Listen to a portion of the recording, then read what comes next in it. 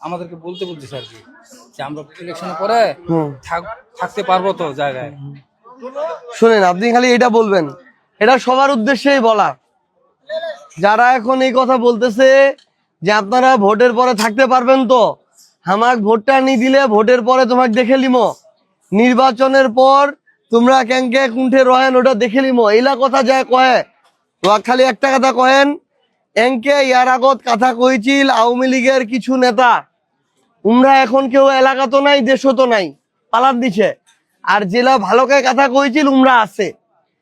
তো জেলা এরকম কহে উমার অবস্থা উমার লেখা দিয়ে হবে।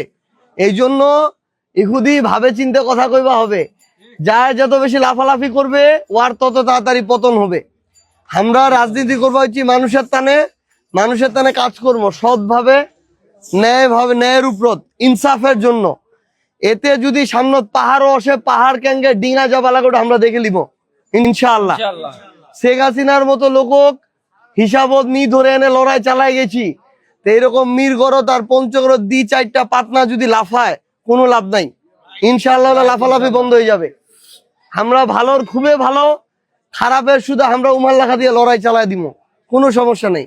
কলিজা খান 3 হাত বড় রাখবেন, কারণ এই ধরনের ফেরাউনলার পরিণতি কি এটা কিন্তু 1 বছর আগতে দেখা গেছে। এই জন্য খালি খুদি ধৈর্য ধরবা হবে। আর মানুষ এবার জেলা অঙ্কে কহছে না, মানুষ একজোট হয়ে উমার বিপক্ষে ভোট দিবে, তোমরা দেখেন সময় মতো।